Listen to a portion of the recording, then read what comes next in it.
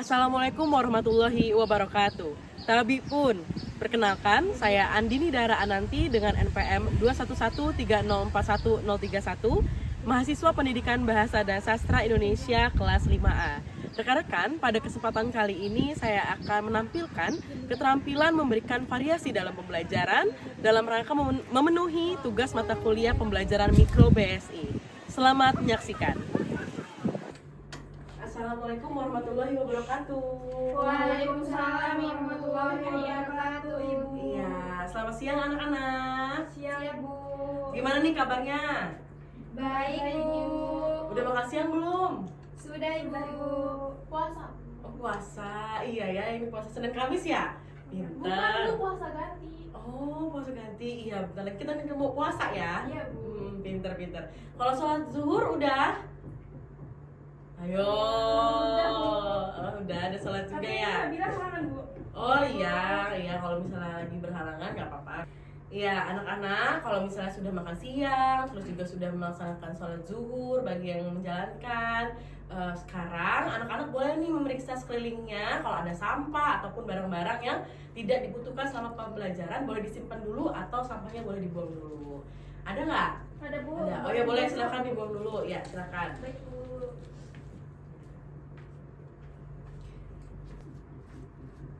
Ya baik. Bu. Iya, ya. Sudah aman ya? Udah kondusif ya kelasnya ya? Sudah, Ibu. Iya. Nah, karena ini siang hari ya, Ibu mau ngetes dulu nih kesiapan anak-anak dalam pembelajaran. Kalau misalnya Ibu nanti ngomong selamat siang anak-anak, anak-anak jawabnya siang, semangat, gitu ya? Bisa ya? Yuk kita coba. Selamat siang anak-anak. Siang, semangat siang. Semangat. Ya kita coba lagi ya. Selamat siang anak-anak. Siang, semangat. Iya, boleh tepuk tangan apresiasi untuk kita semua. Terima kasih anak-anak karena sudah semangat pada siang hari ini. Dan omongan kita itu kan bukan sekedar omongan ya, sebagai doa juga. Karena kan seperti yang kita ketahui ucapan adalah doa. Pintar. Baik, karena sudah dalam keadaan siap semua, kemudian sudah kondusif, Ibu mau mengecek kehadiran terlebih dahulu ya. Baik, Ibu. Nah, Dia Ulha. Hadirah, Ibu. Baik.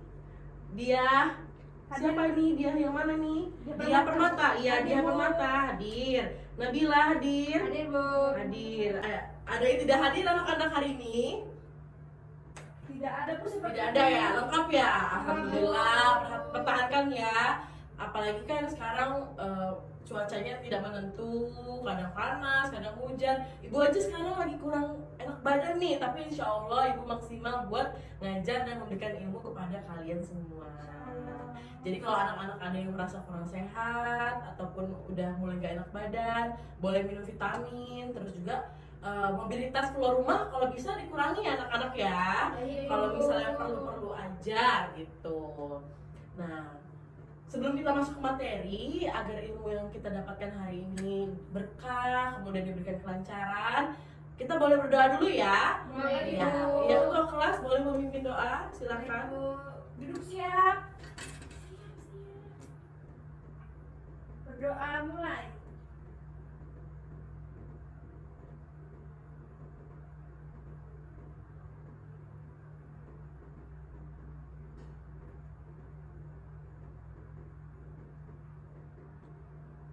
Selesai. Ucapkan salam.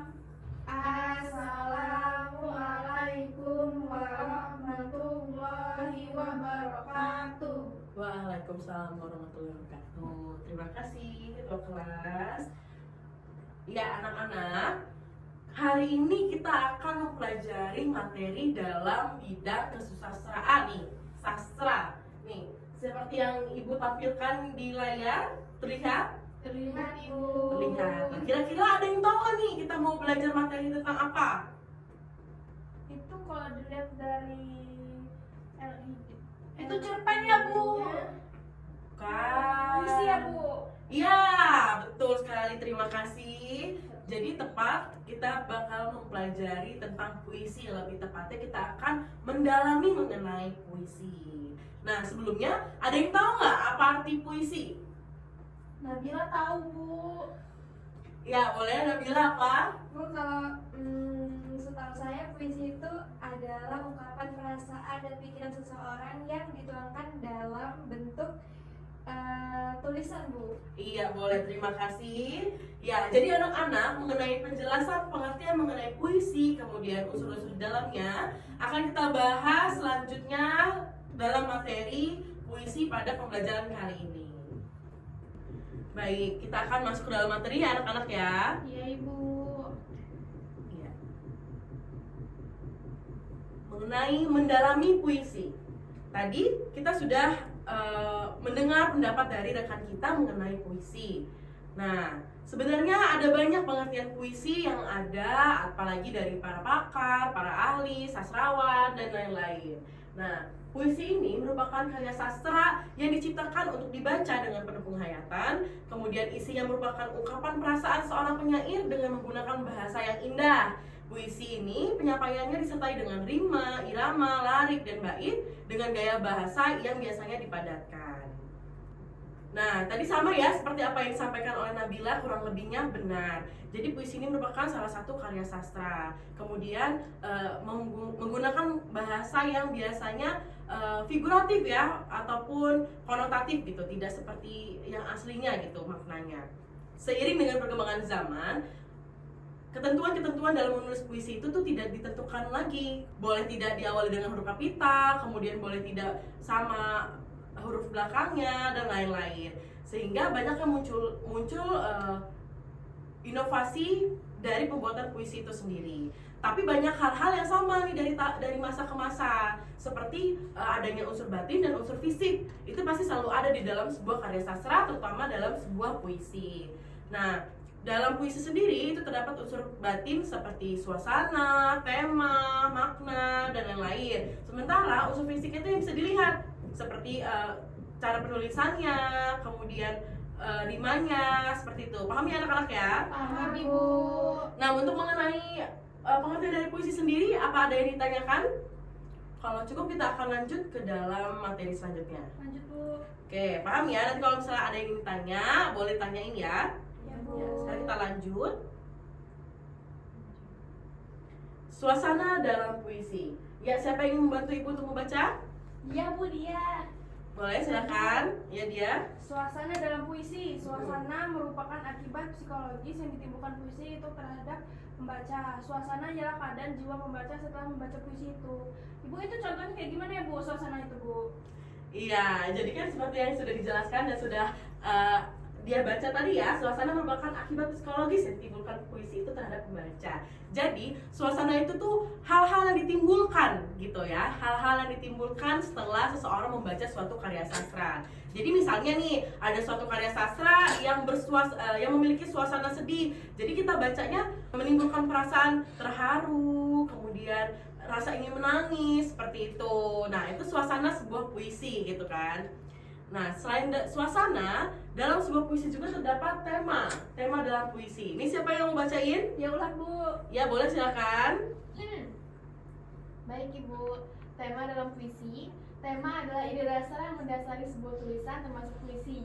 Tema puisi menjadi inti dari makna atau pesan yang ingin disampaikan penyair dalam puisinya Bu. Iya, baik, terima kasih. Iya, jadi tema ini merupakan ide dasar gitu loh. Kalau misalnya dalam sebuah kalimat, sebuah paragraf itu ibaratnya ide pokok gitu ya anak-anak ya. Paham ya? Jadi maksudnya dari keseluruhan puisi itu ada satu tema yang ingin diangkat, seperti itu ya. Iya Bu. Ya, selanjutnya dalam unsur dalam puisi itu terdapat makna dalam puisi. Jadi makna itu atau pesan merupakan sesuatu yang ingin disampaikan oleh penyair. Nah, itulah yang dimaksud makna. Jadi pesan dalam puisi itu boleh lebih dari satu gitu. Ibu, Ya. terus makna dalam puisinya sama enggak Bu? Sama amanat Bu? Iya, kalau dianalogikan boleh sama dengan amanah. Seperti itu. Jadi misalnya nih dalam satu puisi dia kan banyak tuh ya isinya, barisnya banyak, baitnya banyak gitu. Jadi maknanya itu bukan hanya tentang membahas misalnya lingkungan aja, bisa aja di dalam itu ternyata di dalam lingkungan itu tuh ada lagi tentang kemanusiaan, di dalam kemanusiaan lagi ada tentang empati gitu. Jadi boleh berlapis-lapis gitu makna dalam sebuah puisi. Terlebih puisi kan karya sastra ya, bahasa yang diksi yang digunakannya pun tidak makna asli gitu. Ya, jadi untuk menafsirkannya itu bisa beragam. Makanya makna dalam sebuah puisi itu nggak apa-apa kalau nggak cuma satu, seperti itu ya. Paham ya anak-anak ya? Paham, Bu. Nah, baik.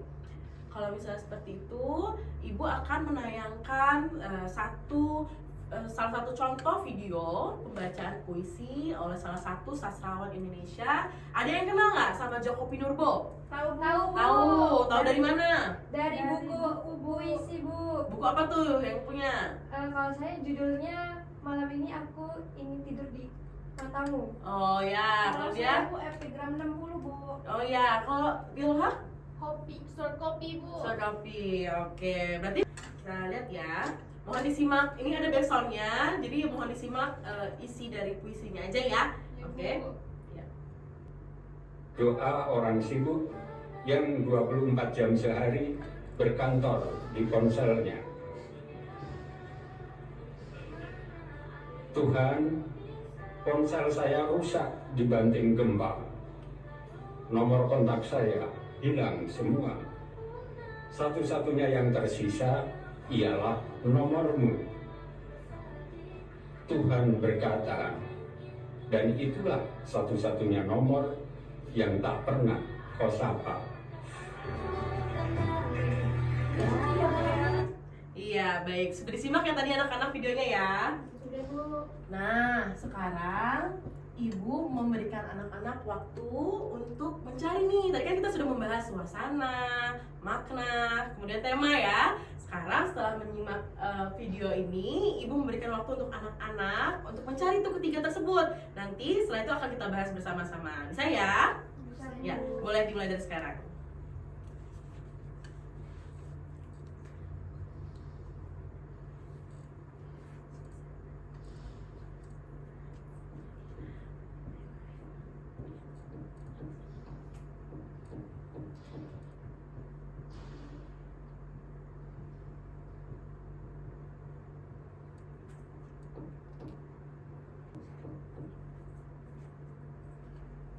Iya, bagus.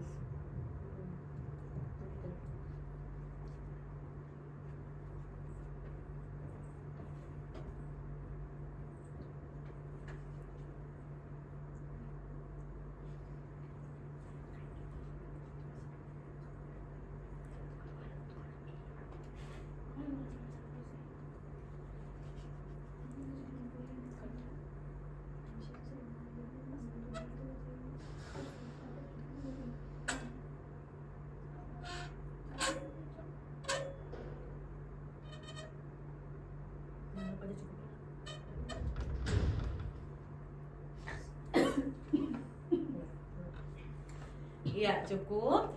Sudah anak-anak? Sudah, Ibu. Ya, siapa nih yang ingin membahasnya nih? Memberikan tanggapan mengenai suasana puisi dari puisinya Djoko Pinurbo tadi. Saya, Bu. Ya, boleh dia, silakan. Kalau menurut saya, suasana dari puisi yang telah dibacakan oleh Djoko Pinurbo tadi dengan judul Doa Orang Sibuk yang 24 jam sehari berkantor di ponselnya, itu menurut saya suasananya sedih, Bu, dan haru juga, Bu. Karena kalau kita lihat, kalau kita dengar tadi, kita tonton tadi, itu pembawaan dari Djoko Pinurbo-nya itu seperti sedih gitu, Bu. Iya, oke. Baik, terima kasih. Ya, betul sekali ya. Bisa kita anggap suasana puisi dalam puisi Djoko Pinurbo itu sedih, kemudian ada harunya gitu. Nah, untuk tema, siapa nih yang mau jawab? Saya, Bu. Iya, boleh Nabila. Jadi tema dari puisinya itu karena ada Tuhannya, jadi temanya adalah agama atau kerohanian, Bu. Oke, bisa rohani ya. Tapi dia juga membahas tentang kehidupan gitu. Ya, boleh. Ya. Betul, akan kita bahas nanti untuk rekan-rekan anak-anak yang mempunyai jawaban berbeda ataupun sama. Nanti kita bahas ya. Baik. Untuk makna, silakan ya Ulhak. Apa nih makna dari puisi Djoko Pinurbo tadi yang pernah kita simak? Ini Bu maknanya. Mm-mm. Enggak, tapi maaf ya Bu kalau salah. Iya nggak apa-apa, kan kita belajar. Jadi nanti akan kita bahas bersama-sama lagi gitu. Iya Bu. Jadi maknanya itu apapun keadaannya kembalinya tetap ke Tuhan. Dan manusia itu suka lupa sama Tuhan Bu. Intinya tidak boleh lalai gitu ya. Iya betul Bu. Baik, terima kasih anak-anak atas tanggapannya mengenai puisi yang tadi telah kita simak. Kemudian kita telah membahas mengenai suasana, tema, kemudian makna. Iya, jadi mengenai suasana ya, seperti yang kita telah tonton tadi dan anak-anak bisa baca di depan ini, suasana itu dalam sebuah puisi yang bagus, puisi yang menarik itu biasanya bisa menimbulkan perasaan setelah kita membacanya. Nah, apapun yang kalian tuliskan di buku kalian mengenai puisi tadi merupakan hasil gitu. Hasil suasana yang diberikan oleh Djoko Pinurbo pada kalian mengenai puisi tersebut.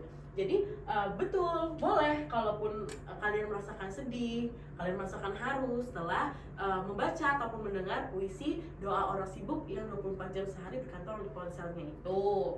Karena ya itulah hasil kalian, psikologi kalian gitu loh. Itu kan mempengaruhi kejiwaan kalian setelah kalian membaca suatu karya sastra. Nah, kemudian mengenai tema, ya betul, ada Tuhan, ada kata Tuhan di dalamnya. Kemudian juga dapat membahas tentang kehidupan. Intinya itu membahas mengenai perihal ketuhanan ya. Bagaimana seseorang itu harusnya merasa malu gitu, karena kenapa saat ada musibah saja gitu baru ingat. Iya betul sekali. Nah ini ada satu kata yang ibu rasa tidak awam gitu ya untuk sehari-hari, maknanya dibanting lindu. Ada yang tahu lindu itu apa? Kalau di daerah saya tuh lindu tuh kayak gempa gitu Bu. Iya, gempa, betul sekali. Boleh ya, lindu itu jadi bisa diartikan sebagai gempa. Karena kalau kalian menganalisis puisi Djoko Pinurbo ini pada kondisi sedang terjadi lindu gitu ya. Nah, jadi Djoko Pinurbo pun sering mengaitkan puisi ini dengan hal-hal yang baru-baru saja terjadi. Pernah ada saat pembacaan puisi ini, lindu ini diganti dengan corona seperti itu. Atau kalau ada bencana banjir, diganti jadi banjir. Karena ya itu, semua permasalahannya tinggal satu-satunya tersisa hanyalah ia ingat dengan Tuhan ya. Tapi kenapa? Di bawahnya ada teguran kan? Seolah-olah Tuhan itu menegur manusia, kenapa kamu hanya ingat pada saya saat sedang terjadi bencana. Jadi dengan sindiran, itulah satu-satunya nomor yang tak pernah kau sapa. Tandanya kan saat kehidupannya baik-baik aja, kemudian bahagia-bahagia aja, itu nomor maksudnya dia tidak pernah mengingat kepada Tuhannya gitu. Seperti itu ya anak-anak ya. Jadi makna di dalamnya kita tidak boleh lalai ataupun lupa pada Tuhan. Karena mau bagaimanapun tetaplah kita harus sebagai manusia harus mengingat pada Tuhan kita. Seperti itu ya anak-anak ya. Iya Bu. Iya, baik anak-anak. Nah, anak-anak boleh nih simak lagi puisi ini. Kan tadi di awal ibu sudah menyampaikan ya kalau sekarang tuh banyak inovasi mengenai karya sastra puisi, itu tidak harus terpatok oleh sebuah persyaratan gitu ya. Karena kan dulu kan harus ini, rimanya harus seperti ini, barisnya harus gini. Sekarang tidak lagi. Anak-anak bisa lihat dari judulnya aja nih, yang paling mencolok ya, judul sebuah puisi yang panjangnya hampir 1 kalimat. Ini satu klausa yang panjang ya anak-anak ya. Jadi menarik gitu. Dan juga ibu rasa pemilihan judulnya ini sangat dekat gitu dengan kita. Apalagi sekarang kan era globalisasi makin berkembang. Apapun itu dapat mudah gitu di dalam genggaman kita ya kan, di dalam ponsel kita. Sehingga kalau ingin memaknai puisi ini, itu kita harus memahami dulu satu-satu katanya. Karena seperti yang ibu telah jelaskan tadi, bahwa puisi itu merupakan sebuah karya sastra yang menggunakan bahasa yang padat. Maksudnya padat itu bukan padat banyak ya anak-anak ya, namun bisa aja satu kata tapi mengandung banyak arti, kemudian juga dapat satu kata menjelaskan banyak hal seperti itu. Jadi sebelum kita memaknai sebuah karya sastra, kita harus mengetahui dulu nih bagaimana suasananya, bagaimana dampak dari puisi ini kepada pembaca. Kemudian temanya mengangkat tentang apa, barulah kita memaknai puisi tersebut agar tidak salah dalam pemaknaan seperti itu. Tapi terkadang banyak puisi juga yang tidak secara langsung gitu menunjukkan maknanya. Kalau ini Ibu rasa ya secara langsung ya, walaupun ada kata-kata yang kurang familiar gitu ya, jarang digunakan gitu, tapi Ibu rasa ini puisinya dekat dengan kita karena kita dapat memahaminya secara langsung gitu. Tapi banyak juga puisi-puisi yang kita harus menggali dulu, oh ini artinya apa, kalau dikaitin dengan ini apa, kalau dikaitin dengan tahun pembuatannya seperti apa, seperti itu ya anak-anak ya. Nah, sejauh ini apa ada yang ditanyakan? Cukup, kalau cukup, baik Ibu cukupkan ya untuk pembelajaran hari ini. Ya baik anak-anak, setelah kita membahas tentang materi mendalami puisi, yaitu membahas tentang suasana, kemudian tema, kemudian juga makna. Nah, Ibu ingin menugaskan anak-anak nih untuk di pertemuan selanjutnya. Silakan anak-anak membuat sebuah puisi, ya tidak harus panjang, tapi jangan terlalu pendek juga, tapi ya sekreatif anak-anak aja. Ya, dimana puisi yang menurut anak-anak bagus, karena nanti minggu depan kita akan melakukan praktik pembacaan puisi, betul. Ya, tadi kan kita sudah membahas ya mengenai puisi. Kalau puisi itu merupakan sebuah karya sastra tulis, kemudian juga di dalamnya terdapat unsur fisik, unsur batin. Kemudian di dalam unsur batin itu ada suasana, ada tema, ada makna. Nah, suasana sendiri itu tuh merupakan hasil setelah pembaca itu membaca sebuah puisi atau pengalaman psikologis gitu ya, perasaan yang ditimbulkan setelah membaca sebuah karya sastra. Sementara tema merupakan ide pokok dari suatu puisi, dan makna merupakan amanat ya, bisa dibilang amanat dari sebuah puisi. Nah, anak-anak, ada nggak nih yang mau menyampaikan tanggapan mengenai pembelajaran hari ini? Boleh mengenai materi, boleh mengenai puisinya sendiri, apapun itu terserah.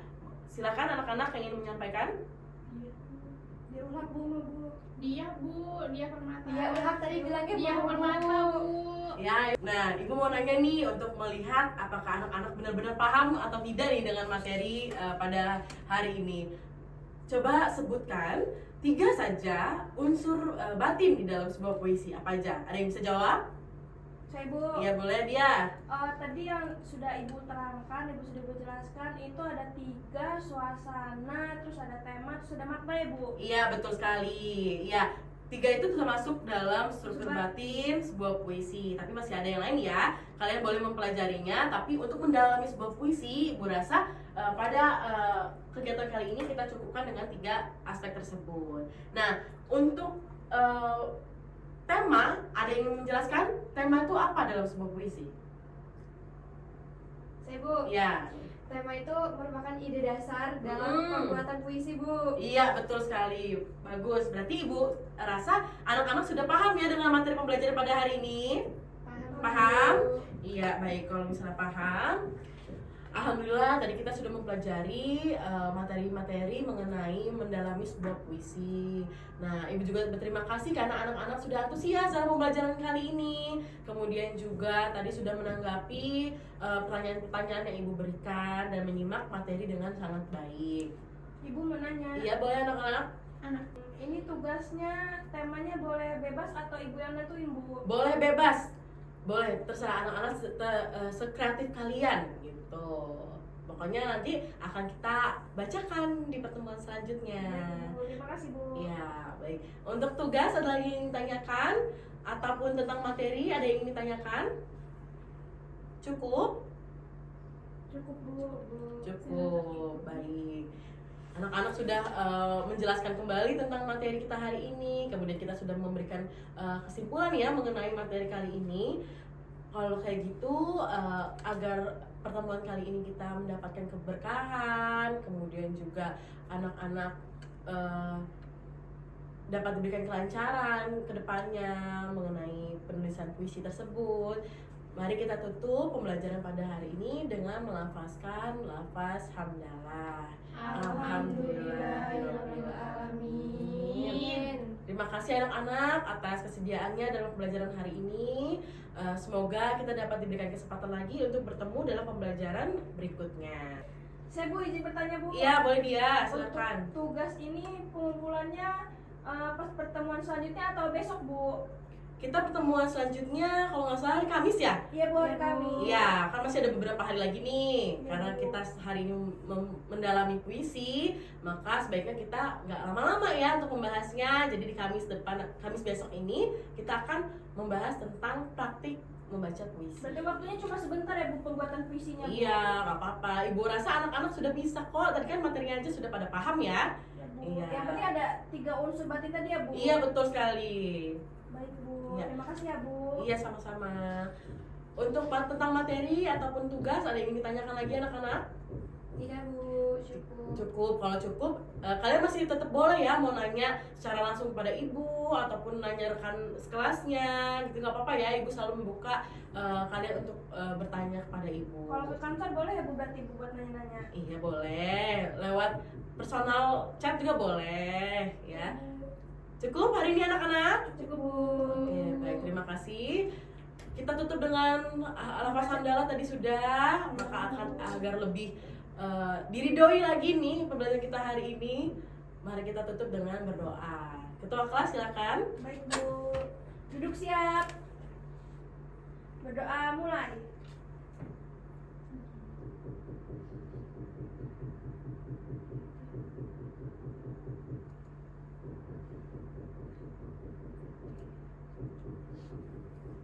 Selesai. Ucapkan salam. Assalamualaikum warahmatullahi wabarakatuh. Waalaikumsalam warahmatullahi wabarakatuh. Terima kasih anak-anak. Ibu pamit ya. Ya Bu, terima kasih banyak Ibu. Hati-hati Bu. Demikian video yang dapat saya tampilkan. Semoga bermanfaat. Mohon maaf bila ada kesalahan dan kekurangan. Terima kasih. Wassalamualaikum warahmatullahi wabarakatuh. Sebelumnya izin memperkenalkan diri, saya Mel Fariza dengan NPM 2113041069 yang bertugas sebagai observer lisan dari saudara Andi. Di sini saya akan menyampaikan hasil dari observer tulis yaitu dari saudara Anindya Zakasatria. Di sini yaitu tentang keterampilan mengadakan variasi yang terdiri atas 3 komponen. Yang pertama variasi gaya mengajar guru, yaitu yang pertama suara. Di sini saudara Andini sudah memberikan variasi dalam nada suara, volume suara, kecepatan dalam berbicara. Yang kedua mimik dan gerak. Di sini juga saudara Andini sudah mengadakan perubahan mimik dan gerak atau tangan dan badan untuk memperjelas penyajiannya. Yang ketiga kesenyapan. Nah, saudara ini juga dengan sengaja memberikan waktu senyap atau hening dalam pembicaraannya juga. Yang kelima perubahan posisi. Di sini juga saudara ini sudah bergerak dalam kelas untuk maksud yang berbeda-beda. Yang keempat kontak pandang. Saudara ini sudah menanyakan kontak pandang dan melakukan kontak pandang dengan siswanya. Yang kelima yaitu memusatkan. Di sini saudara ini sudah memberikan tekanan pada butir-butir yang penting dari penyajiannya dan menggunakan bahasa lisan seperti dengan dengarkan baik-baik ya, perhatikan ini, dan isyarat yang cocok seperti mengangkat tangan, kemudian juga menunjukkan dengan jari. Komponen selanjutnya yaitu variasi penggunaan media dan alat bantu pengajaran. Nah, di sini saudara ini sudah menerapkan yang pertama variasi visual. Saudara ini sudah menggunakan alat bantu yang dapat dilihat atau menulis di papan tulis, kemudian juga dengan gambar yaitu LCD atau proyektor. Yang kedelapan variasi aural. Saudara ini sudah menggunakan sebagian suara langsung atau rekaman dalam pengajarannya seperti contoh yang sudah diterapkan saudara ini. Yang kesembilan variasi alat bantu yang dapat dipegang dan dimanipulasi. Juga saudara ini sudah memberikan kesempatan kepada siswa untuk memegang atau memanipulasi benda atau alat bantu pengajarannya. Namun yang terakhir yaitu variasi pola interaksi dan kegiatan siswa. Di sini saudara ini belum memperkenalkan perubahan dalam pola interaksi antara dia dengan siswa dan juga menganeka-ragamkan kegiatan belajar siswa yang terlibat. Jadi di antara beberapa komponen ini, komponen terakhir belum diterapkan oleh saudara ini. Baik, sekian observasi dari saya. Saya akhiri. Wassalamualaikum warahmatullahi wabarakatuh. Waalaikumsalam.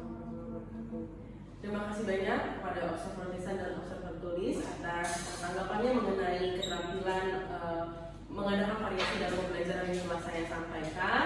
Akan saya tingkatkan kembali dan untuk komponen-komponen yang belum terlaksana akan saya perbaiki ke depannya. Terima kasih. Wassalamualaikum warahmatullahi wabarakatuh.